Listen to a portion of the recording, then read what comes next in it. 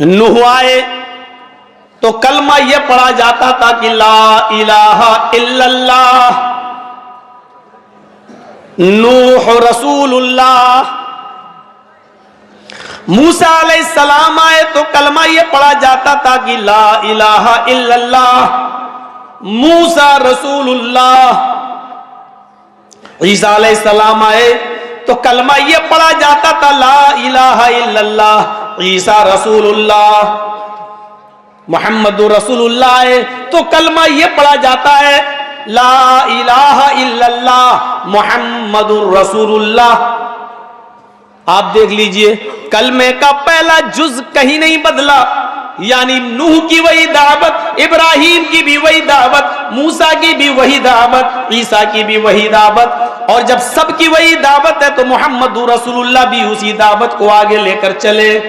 आपने कहा लोगों नबी तो वो रहे तुम्हारे, लेकिन अब नबी मैं हूं, लेकिन अल्लाह ने उसी मिशन को आगे बढ़ाने के लिए भेजा है। आए मुझे अलग पैगंबर समझने वालों, आए वो लोगों जो ये समझते हो कि मोहम्मद कोई नया दीन लेकर आया है, नहीं नहीं, गलत फहमी अपने दिमागों से निकाल लो।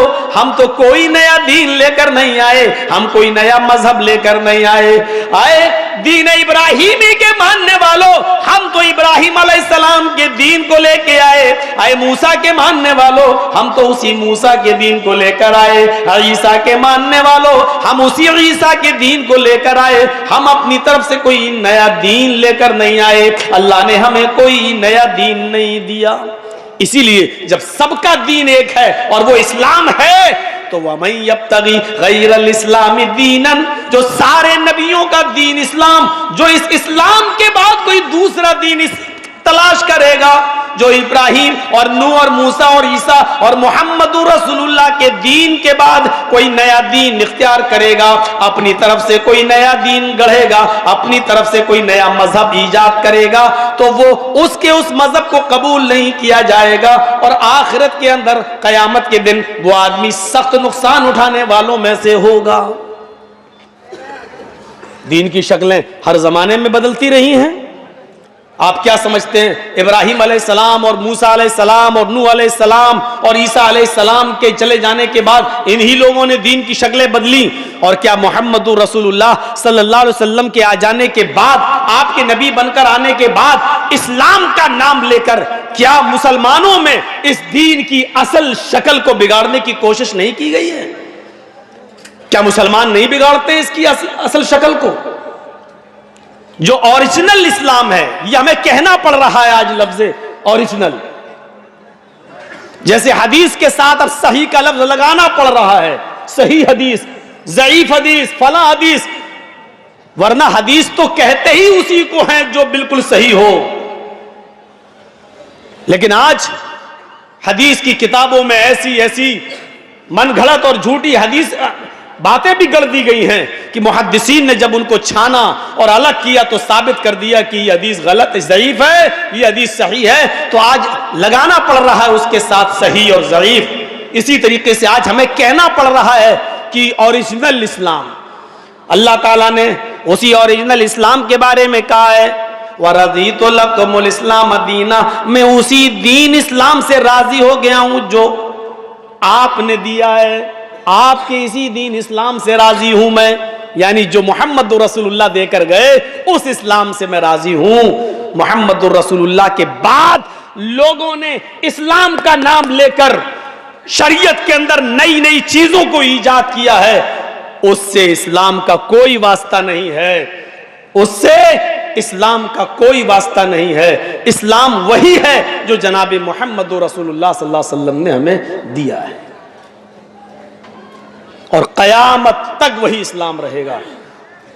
सारी बातों को पेश किया जाएगा किताब और सुन्नत पर, जो चीज उससे मिल जाएगी वही इस्लाम है, और जो चीज उसमें टच नहीं होगी और नहीं मिलेगी और उसके खिलाफ जाएगी वो इस्लाम का के बाहर कहलाई जाएगी।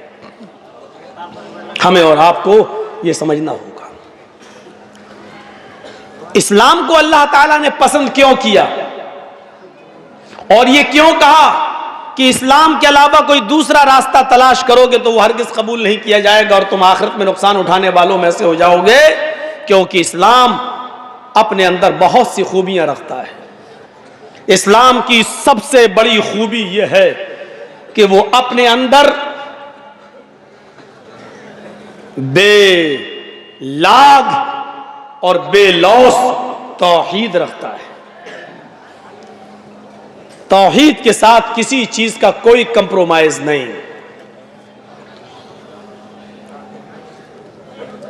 इतनी जबरदस्त तौहीद।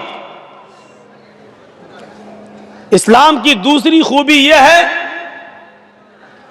कि वो रिसालत का सही मतलब बतलाता है। दीन रिसालत है। रसूल कौन होते हैं, रसूल की हैसियत क्या है। बहुत से लोगों ने रसूल की हैसियत को बिगाड़ के रख दिया है और अवतार का दर्जा दे दिया है, और अवतार का माना यह किया जाने लगा है कि अल्लाह ही मनुष्य का रूप धारण करके इस दुनिया में आता है और उस जमाने के हालात के मुताबिक धर्म का प्रचार करता है और फिर वापस चला जाता है। इस तरीके की खुराफातें पैदा की गई हैं, जबकि अवतार का माना यह नहीं, अल्लाह का आसमान से जमीन पर आना यह मतलब नहीं होता है। अवतार का मतलब होता है अवतरित। अवतार का मतलब होता है जिसको उतारा जाए। अवतार का माना होता है जिसको भेजा जाए, यानी भेजने वाला कोई और है और जिसको भेजा जा रहा है वो कोई और है। अवतार का माना ईश्वरत्व का मनुष्यत्व में परिणित होना नहीं है, जैसा कि आजकल के शंकराचार्य लोग यह तर्जमा करते हैं कि अवतार का माना ईश्वरत्व का मनुष्यत्व में परिणित होना, यानी अल्लाह ही का मनुष्य और इंसान की शक्ल में जमीन पर आना। यह माना नहीं है। अवतार का माना यह है कि अल्लाह का अपने बंदों में से किसी मखसूस बंदे को रसूल बनाकर, दूत बनाकर, कासिद बनाकर, पैगंबर बनाकर इस दुनिया में भेजना, और उसका काम मात्र, उसका काम सिर्फ केवल इतना है कि वो अल्लाह के अहकाम को दुनिया वालों के सामने और अल्लाह के बंदों के सामने और अपनी कौम के सामने पेश कर देता है। इससे ज्यादा और कुछ नहीं, इससे ज्यादा और कुछ नहीं। जबकि वो खुद रसूल इस दुनिया में आता है तो वो अल्लाह का मोहताज होता है। इसीलिए कुरान पढ़िए और सीरत का सही, किसी भी नबी की सीरत को आप उठाकर देखें तो आप देखेंगे तौहीद का सही माना तो रसूलों की जिंदगी से मिलता है। पूरा कुरान पढ़िए। अल्लाह ने कुरान में जितने भी नबियों का नाम लिया, जितना भी रसूलों का जिक्र किया, अल्लाह ने उन नबियों का जिक्र करते हुए उनकी परेशानियों का जिक्र भी कर दिया। कुरान पढ़िए आप। जो लोग नबियों को और रसूलों को मुख्तार कुल मान लेते हैं, वो लोग कुरान पढ़ें और गौर करें। अल्लाह ताला ने आदम का नाम अगर लिया है तो ये जिक्र भी कर दिया कि आदम अलैहिस्सलातु वस्सलाम जब जन्नत से निकाले गए और इस दुनिया में भेजे गए तो आदम अलैहिस्सलाम के सामने भी कोई रास्ता नहीं था। जो शजरे ममनुआ उन्होंने जन्नत के अंदर खा लिया था, जिसके पास जाने से अल्लाह ने मना किया था, और इस खता की पादाश में उनको और उन हव्वा को जब दुनिया में भेजा गया तो इस दुनिया में आदम अलैहिस्सलाम रोते रहे, गिड़गिड़ाते रहे। क्या किया जाए? तब आदम अलैहिस्सलाम ने भी जो परेशानी उनकी ऊपर आई, उस परेशानी को उन्होंने इस तरीके से दूर किया और अपनी गुजारिश अपने रब के सामने इस तरीके से पेश की, रब्बना ज़लमना अनफुसना व इल्लम तगफिर लना व तरहमना लनकूनन्न मिनल खासिरीन। आए नबियों और रसूलों को मुख्तार कुल का दर्जा देने वालों, आदम अलैहिस्सलाम इस दुनिया में आए। अपने आप को वो जन्नत में नहीं बचा सके, इस दुनिया में भेज दिए गए, तो अल्लाह के सामने अपनी खता का जिक्र कर रहे हैं, रो रहे हैं और गिड़गिड़ा रहे हैं और अपनी इस खता का एतराफ करके उससे तौबा कर रहे हैं और माफी की दरखास्त कर रहे हैं। रब्बना ज़लमना अनफुसना, आए हमारे रब, हमने अपने नफ्स के ऊपर, हमने अपनी जान के ऊपर जुल्म किया है। हम दोनों ने, हव्वा ने और हम दोनों ने अपने नफ्सों पर जुल्म किया है। लेकिन यह भी हकीकत है, व इल्लम तगफिर लना व तरहमना, अगर तूने हमारी मगफिरत न की, अगर तूने हम पर रहम न किया, लनकूनन्न मिनल खासिरीन, तो अल्लाह हम कहीं के नहीं रहेंगे, हम नुकसान उठाने वालों में से और खसारा उठाने वालों में से हो जाएंगे। लीजिए, आदम अलैहिस्सलाम इस दुनिया में आए, उनके आने का जिक्र अल्लाह ने किया तो उनकी परेशानी का जिक्र भी कर दिया। ओ लोगों, ओ नबियों के दरों पे जाने वालों, नबियों से बेटा बेटी मांगने वालों, नबियों से बारिश और औलाद मांगने वालों, सुनो, आदम अलैहिस्सलातो वस्सलाम के पास परेशानी आई तो उन्होंने अपनी परेशानी अल्लाह के सामने रखी है, उन्होंने अपनी बात अल्लाह से रखी है। जब तुम्हारे पैगंबर, दुनिया में आने वाले नबी अपनी परेशानियां खुद दूर नहीं कर सकते तो तुम्हारी परेशानियों को वो कैसे दूर करेंगे? अल्लाह ने अगर कुरान में नूह अलैहिस्सलातो वस्सलाम का नाम लिया, अल्लाह ताला ने अगर कुरान में नूह अलैहिस्सलाम का नाम लिया तो नूह अलैहिस्सलाम का बेटा कनान, जो उन्हीं की आंखों के सामने डूब के मर जाता है, जमीन से पानी आया, आसमान से भी पानी आया, वो लड़का पहाड़ पे चढ़ गया। नूह अलैहिस्सलाम ने फरमाया, मेरे बेटे मेरी कश्ती पे सवार हो जा, आज अल्लाह का अजाब किसी को नहीं छोड़ेगा, आजा, मेरे रब ने मुझे जो दीन दिया है उस पर ईमान ले आ, मेरी शरण में आजा, नेक लोगों में शामिल हो जा, इस्लाम को एक्सेप्ट कर ले। कहने लगा, मैं पहाड़ के ऊपर चढ़ जाऊंगा, यहां तक पानी नहीं आएगा, नहीं, आज अल्लाह का अजाब किसी को नहीं छोड़ेगा, आज हर नाफरमान को, हर काफिर और मुशरिक को आज सजा मिलेगी। वो नहीं माना, यहां तक कि वो पानी पहाड़ तक पहुंचा, गर्क होने लगा, डुबकियां मारने लगा, उनका बेटा डूबने लगा। बाप और बेटे के दरमियान जो फितरी मोहब्बत होती है वो जोश में आ गई, जोश में आ गई और नूह अलैहिस्सलातो वस्सलाम ने चीख दिया, अय मेरे रब मेरा बेटा, अय अल्लाह मेरा बेटा, अल्लाह मेरे बेटे को बचा ले। लेकिन नूह अलैहिस्सलातो वस्सलाम की इस दुआ को अल्लाह ताला ने कबूल नहीं किया। फरमाया, आए नूह, ऐसी बातें मत जबान से निकालो जिसका इल्म तुम्हें नहीं है, तुम जिसको अपने अहल व अयाल का कह रहे हो, इन्नहु लैसा मिन अहलिक, वो तुम्हारे अहल व अयाल से नहीं है, वो तुम्हारा बेटा ही नहीं है, मरने दो उसे, मैं तुम्हारी दुआ कबूल नहीं करूंगा। आज कह दिया बेटा, आइंदा कभी अपनी जबान से उसको बेटा मत कहना। गौर करो, नूह अलैहिस्सलातु वस्सलाम नबी हैं, पैगंबर हैं, लेकिन उनकी आंखों के सामने उनका बेटा डूब के मर जाता है, गर्क हो जाता है। नूह अलैहिस्सलाम ने दुआ के लिए हाथ भी उठाए, पुकारा भी, लेकिन अल्लाह रब्बुल आलमीन ने उनकी दुआ भी कबूल नहीं की। ये जाहिर है अल्लाह पर कोई प्रेशर नहीं बना सकता है और अल्लाह के ऊपर कोई अपना हुक्म नहीं चला सकता है। दुआ मांगने का इख्तियार सबको है, लेकिन कबूल करना न करना ये उसकी मर्जी पर डिपेंड है। वो चाहे तो एक मजबूर और एक मजदूर की दुआ सुन ले, वो चाहे तो गार में फंसे हुए 3 लोगों की दुआओं को सुन ले, और वो चाहे तो नूह अलैहिस्सलातु वस्सलाम की दुआ को भी रिजेक्ट कर दे। उसके ऊपर कोई प्रेशर नहीं बना सकता है, उसके ऊपर कोई दबाव नहीं बना सकता है, वो हर चीज पर कादिर है। मेरे प्यारे साथियों, नूह अलैहिस्सलातु वस्सलाम अपनी आंखों के सामने अपने बेटे को डूबता हुआ देखते रहे और नहीं बचा पाए। नूह का ये वाकया और नूह के बेटे का मर जाना चीख चीख के बता रहा है कि नबियों में किसी को बचाने की ताकत नहीं है, रसूलों में किसी को बचाने की ताकत नहीं है। आए नबियों और पीरों और वलियों को सब मुख्तारे कुल समझने वालों, जब नबी अपने बेटे को नहीं बचा सके तो आपकी मुसीबतें क्या दूर करेंगे?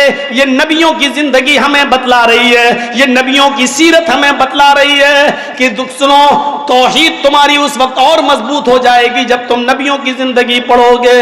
गौर करो, इब्राहीम अलैहिस्सलातु वस्सलाम का जिक्र अल्लाह ने किया तो बुतों को तोड़ देने के पादाश में नमरूद ने आग लगवाई, लकड़ियां इकट्ठा की गई, बहुत बड़ी आग लगाई गई। इब्राहिम अलैहिस्सलाम को उस आग में डाला जाना है, झूला डाल दिया गया है, इब्राहिम अलैहिस्सलाम को उस आग में डाला जाना है। इब्राहिम अलैहिस्सलाम ने आसमान पे नजर डाली, आय अल्लाह, अगर वाकई में तेरे रास्ते पे हूं और तौहीद पे हूं तो तू मेरी हिफाजत फरमा, आय अल्लाह मुझे बचा। इधर नमरूद ने आग में डाला, उधर अल्लाह रब्बुल आलमीन ने आग को हुक्म दिया, कुल्ला या नारू कूनी बरदौ व सलामन अला इब्राहीम। आय आग, तेरा काम जलाना है लेकिन तू मेरे हुक्म से जलती है। लेकिन आज मेरा बंदा तेरी गोद में आया है, तेरी आगोश में आया है। आज तू अपनी फितरत बदल दे, आज तू अपनी कशिश बदल दे। आज तेरा काम जलाना नहीं है, आज तेरा काम फूल बन जाना है, आज गुले गुलजार बन जाना है, मेरे बंदे इब्राहिम के लिए सलामती वाली बन जाना है। आज तेरे अंदर से जलने की सिफत खत्म हो गई, आज तू मेरे बंदे पर सलामती वाली हो जा। कून बर्दन, सलामती, और ठंडा नहीं कहा, सलामन भी कह दिया। इतनी ठंडी हो, अगर ठंडा कह देता अल्लाह आग ठंडी हो जा तो इतनी ठंडी हो सकती थी कि बर्फ से भी ज्यादा। इसलिए कहा ज्यादा इंसान को गर्मी अगर नुकसान पहुंचाती है तो ज्यादा ठंडक भी तकलीफ देती है। इसलिए कहा ठंडी तो हो जा, बुझ तो जा, लेकिन इतनी ठंडी मत होना कि मेरे बंदे इब्राहिम को तकलीफ हो। सलामती वाली, ना ज्यादा ठंडी ना ज्यादा गर्म, मुअतदिल और बीच वाली। इब्राहिम अलैहिस्सलाम अपने आप को नमरूद के अजाब से नहीं बचा पा रहे हैं, अपने रब को पुकार रहे हैं। अल्लाह ने याकूब अलैहिस्सलाम का नाम लिया तो उनकी परेशानी का जिक्र कर दिया कि देखो हमने उनके बेटे यूसुफ को छीना, मुख्तलिफ मराहिल से बेटा गुजरा, उसके भाइयों ही ने उसको कुएं में फेंक दिया। यूसुफ का कुर्ता उतार के किसी बकरी का खून लगा के ले आए और अपने बाप याकूब से कह दिया कि हम लोग खेल में तमाशे में मस्त हो गए, और यूसुफ को अपने सामान के पास बिठा दिया और यूसुफ को भेड़िया कहा गया। कई साल तक याकूब रोते रहे और अल्लाह से फरियाद करते रहे कि मेरा बेटा, मेरा बेटा, मेरा बेटा। अल्लाह ने कहा याकूब, तुमने मुझसे बेटा मांगा है, मुझे पुकारा है, मेरे आस्ताने पे दस्तक दी है, इसलिए अब तुम्हारा बेटा भी मैं तुम्हें लौटाऊंगा। तुम बेटे की जुदाई में इतना रोए हो, इतना रोए हो कि रोते रोते तुम्हारी आंखों की रोशनी और बीनाई चली गई। पहले हम तुम्हारी आंखों की रोशनाई लौटाएंगे, उसके बाद तुम्हारे बेटे को वापस करेंगे।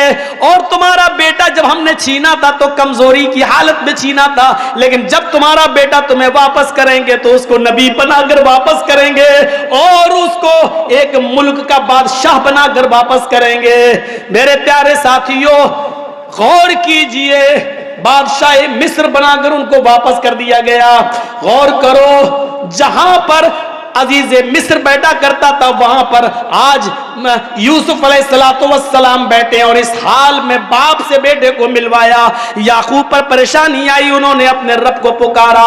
इब्राहिम पर परेशानी आई, अपने रब को पुकारा। हजरत जकरिया पर परेशानी आई, उन्होंने अपने रब को पुकारा। हजरत यूनुस अलैहिस्सलाम पर परेशानी आई, समंदर का सफर कर रहे हैं, कश्ती उलट जाती है, मछली निकल जाती है, मछली के पेट के अंदर वो अपने रब को पुकार रहे हैं। ला इलाहा इल्ला अंत सुब्हानका इन्नी कुन्तु मिनज़ ज़ालिमीन। रब को पुकार रहे हैं।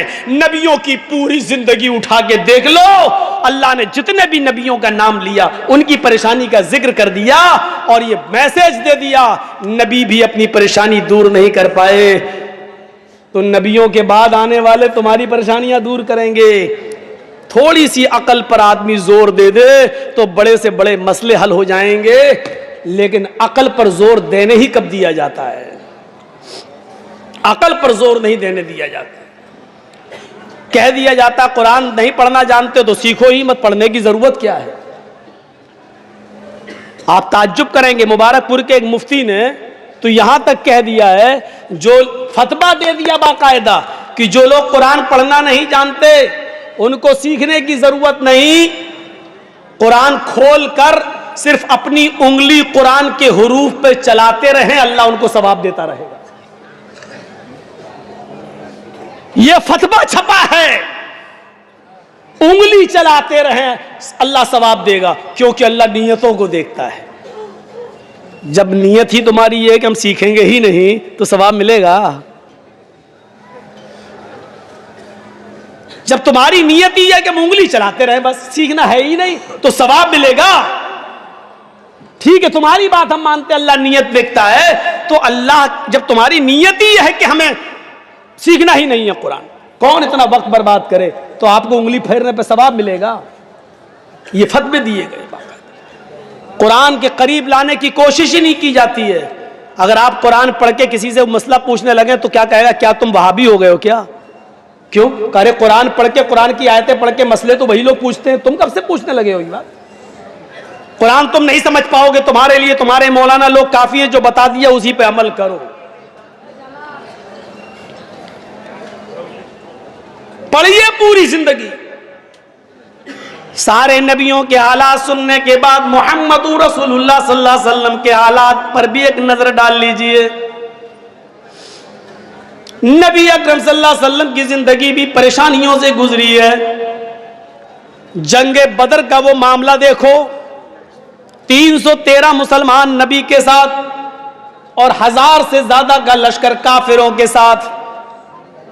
अबू बकर सिद्दीक का बयान है, बदर के दिन मैंने अल्लाह के नबी सल्लल्लाहु अलैहि वसल्लम को रोते हुए देखा। मेरा उठना बैठना, सोना जागना नबी के साथ हुआ करता था, लेकिन हमने अपनी पूरी जिंदगी में नबी अकरम को कभी इतना रोते हुए नहीं देखा जितना मैंने बदर के दिन देखा। 313 मुसलमानों को आप देखते और 1000 काफिरों को देखते, उनके हथियारों पे नजरें डालते, उनके तीरों, कमानों, तलवारों पे और घोड़ों पे नजर डालते, और इधर अल्लाह के नबी सल्लल्लाहु अलैहि वसल्लम अपने निहत्ते सहाबा को देखते। किसी के पास तीर है तो छोड़ने के लिए कमान नहीं है, किसी के पास कमान है तो चलाने के लिए तीर नहीं है।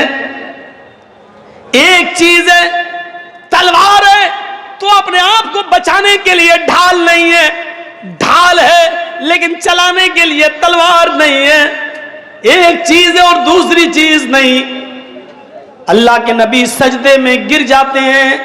अबू बकर सिद्दीक का बयान है कि अल्लाह के नबी सल्लल्लाहु अलैहि वसल्लम को मैंने सजदे में गिरे हुए देखा, और सजदे की हालत में अल्लाह के नबी ये दुआ कर रहे थे, अल्लाहुम्मा ला तुहलिक हाज़िहिल असाबा इन तहलिक हाज़िल असाबा लन तुअबद बअदल यौम। आय अल्लाह, यही मुट्ठी भर जमात मेरे पास है, यही पक्के सच्चे मुसलमान है। आय अल्लाह, अगर ये मुट्ठी भर जमात हलाक हो गई, आय अल्लाह ये मुट्ठी भर जमात चली गई, ये मुट्ठी भर जमात हलाक हो गई और आज ये मिट गए, इस दुनिया से रुखसत हो गए, इस दुनिया से चले गए, अगर आज ये कत्ल कर दिए गए, आज ये मार दिए गए, आज ये हलाक हो गए, लन तुअबद बअदल यौम, तो आज के बाद कभी तेरी इबादत नहीं की जाएगी, आज के बाद कभी कोई अल्लाह अल्लाह कहने वाला ना होगा, आज के बाद कभी अल्लाह अल्लाह कहने वाला नहीं होगा। अल्लाह के नबी जंगे बदर में परेशान है, लेकिन अपनी परेशानी अल्लाह के सामने रख रहे हैं, उससे दुआ मांग रहे हैं। एक वफद आया हुआ है, अल्लाह के नबी उनको दावत व तबलीग कर रहे हैं। इधर ज़ैनब की बेटी या बेटा बीमार है, उन्होंने मैसेज भेजा, पैगाम दिया, आए अल्लाह के नबी आपके नवासे की तबीयत खराब है, जल्दी घर में आ जाइए। अल्लाह के नबी में खबर पहुंचा रहे हैं, मेरी बेटी ज़ैनब से कह दो कुछ लोग आए हुए हैं, मैं उनको इस्लाम की दावत दे रहा हूं, अभी नहीं आ सकता। हजरत ज़ैनब की तरफ से दोबारा खबर आती है, आपको अल्लाह का वास्ता है, जिस हाल में बैठे हैं उसी हाल में आ जाइए। एक नजर अपने नवासी को देख लीजिए। अल्लाह के नबी इसी हाल में उठते हैं, चंद सहाबा को अपने साथ लेते हैं, पहुंच जाते हैं ज़ैनब के घर, दरवाजे को दस्तक देते हैं। अल्लाह के नबी सल्लल्लाहु अलैहि वसल्लम के लिए दरवाजा खोला जाता है। घर में मोहल्ले की कुछ औरतें बैठी हुई हैं, कुछ सहाबा भी हैं। हजरत ज़ैनब की गोद में उनकी बेटी है। अल्लाह के नबी इस हाल में देख रहे हैं कि उसकी सांस उखड़ रही है, आखिरी सांसें ले रही है। हजरत ज़ैनब अपने अब्बू की तरफ इशारा करती हैं और अपने बेटे को या बेटी को अल्लाह के नबी की गोद में देती हैं। अय अल्लाह के नबी, अय अब्बू जान, अपनी नवासी को अपनी गोद में ले लीजिए, मेरी फूल सी बच्ची को अपनी गोद में ले लीजिए और इसके ऊपर दुआ पढ़ दीजिए, दम कर दीजिए। आप अल्लाह के नबी हैं, पैगंबर हैं, आपकी दुआ, आपका दम मेरी बेटी को जरूर फायदा पहुंचाएगा। हजरत ज़ैनब अपने कपकपाते हुए हाथों से अपनी बेटी को अल्लाह के नबी के हाथ में देती हैं और उस बच्ची के नाना ने, मुहम्मदुर रसूलुल्लाह ने अपनी नवासी को अपनी गोद में लिया। शायद ऐसा लग